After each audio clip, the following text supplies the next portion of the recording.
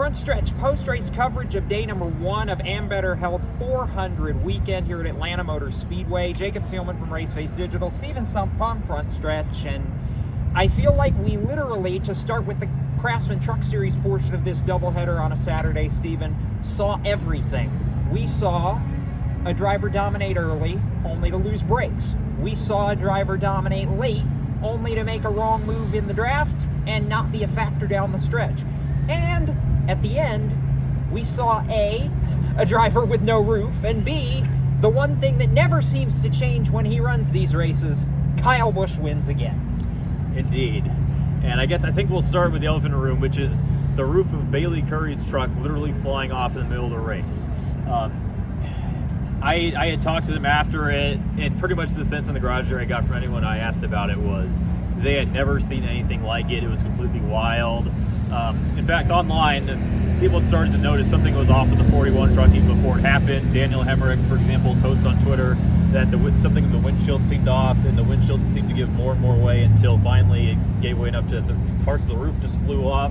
And as the roof flew off, parts of the roof hit the roof of Ty Dillon's truck, caused pretty significant damage, but he still managed to take the 25 home to a 14th place finish. So again, there's so much. You can go to the racetrack and you can see, pretty much anything, but I think this is the first for just about everyone what happened. I'll say it. Have you ever? And the response, no. I have never. Neither of us have ever. Christian Eckes, of course, dominated stage 1 early, ultimately had to retire, no brakes. As I said to somebody earlier, you don't need brakes when you're wide open around Atlanta until you need brakes, which is always not good. His teammate Tyler Ankrum really dominated the second half of this race. I felt like had the truck to win. One wrong move in the draft, and he got snookered by a couple of veterans in Grant Enfinger and, of course, Kyle Busch. Indeed. Also, I think disappointed for Ankram's end in just how fast they've been. They were one of the fastest trucks in Daytona. Absolutely. He led the most laps here, and when we talked to him after the race, he sounded very dejected. He's very happy about how much speed the team has had. They're leading the points right now, but he was you could see the disappointment on his face. He wanted that win bad, and he said speed's not enough. We have to win races now, and unfortunately, despite having one of the best trucks, they were only able to come away with 7th. And then the very end, 7 laps to go, Grant Enfinger, CR7 Motorsports, Cody Rohrbaugh. You started to think, is this the day that the little team that could is the little team that does? They almost did. Enfinger, when they were working through traffic late, just got squeezed into the wall a little bit. Ultimately, he cuts a tire. Kyle Busch goes on to win number 65 in the Truck Series, win number 7 here at Atlanta. And I think the most important point, Stephen, win number 1 with Spire Motorsports after their purchase of KBM.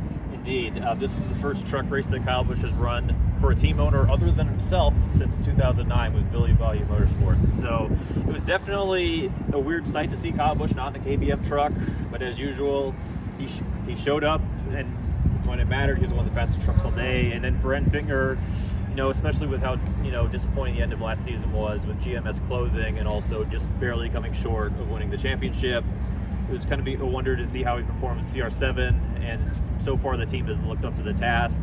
As you said, he was leading. He was one of the trucks in control at the end until he got shuffled out and then unfortunately hit the wall.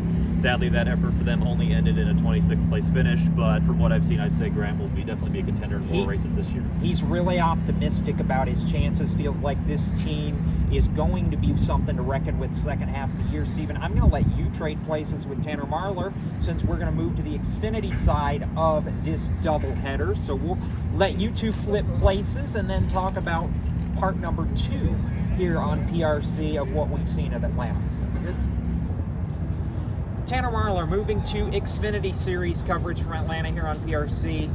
3 things that stuck out to me. I'll start with, they're kind of all tied together, honestly. They are. We'll start with the very end. Everybody ran out of fuel except Austin Hill, and Austin Hill goes back-to-back, becomes the first Xfinity Series driver since 2008 when Tony Stewart did it to go to victory lane in the first 2 races of the season. Not just Austin Hill, though. RCR feels like they are back. No, they feel 100% electric, and they really kind of started this last season and have really only segued in. You saw some dramatics late last season with the Sheldon Creed situation and Austin Hill and all of that, but now it seems with the addition of Jesse Love that there's really a synergy within that garage, and they really appear to be running on all cylinders, no pun intended, so far this season. And my God, how impressive for anybody that watched that race was Jesse Love. Led all but 12 of 169 laps. He's led almost 200 laps. We've not even run 300 laps yet in this Xfinity Series season. Got crashed out early at Daytona, could only limp home to 20th, but this seemed like it was his night until the fuel ran out. And that's the thing, it was. You know, we go to overtime tonight, and then there's a long caution, and if you're Jesse Love, maybe you can have a bone to pick about that kind of thing. But in reality, tonight was his night. You heard Austin Hill talk about it post-race. Jesse Love was in position to win this race. He had the car to do it. He had the skill. And we've always known he's had the talent. He's one of the more talented guys that have came through that ARCA pipeline in recent years, in my recent memory.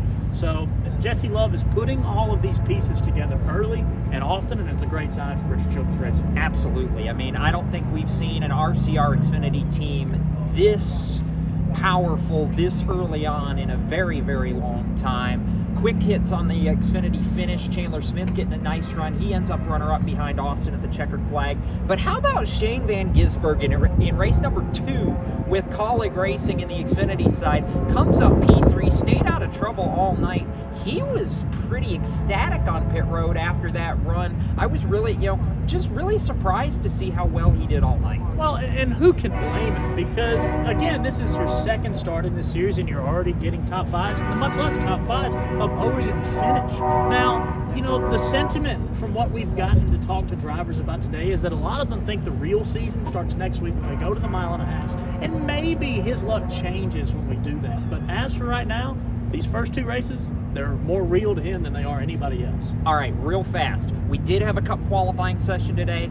First career pole for Michael McDowell. We reversed the Daytona 500 front row. Joey Logano starting on the outside pole. Toyotas look okay, not great. Had a couple Chevys in the final round. Give me about 5 seconds of explanation with your pick. Who takes the Cup race tomorrow and why? Cup race tomorrow, Ryan Blaney. I think that he picks up from where he left off last season. He had a solid 500 car going, and then obviously some traffic got in the way. I think Ryan Blaney takes away with that. I'm going to take a bit of a flyer. You're going to look at me like I'm crazy for this.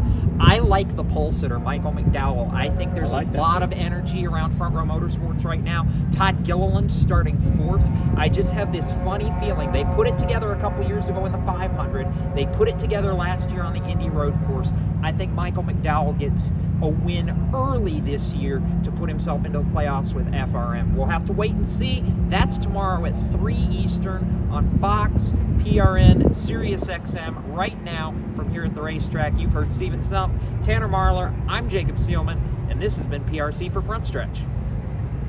Attention drivers. Are you ready to take your brand to the next level and leave your competition in the dust?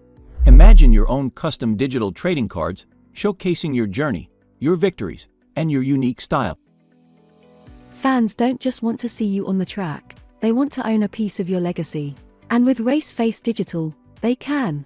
It's more than just the checkered flag. It's about creating a digital connection with your fans, where off-track advantages become on-track victories. Enroll now at racefacedigital.com. This is Harrison Burton, driver the number 21. Make sure to hit that subscribe button. Also, check out one of these 2 videos beside me. Visit frontstretch.com for more racing content.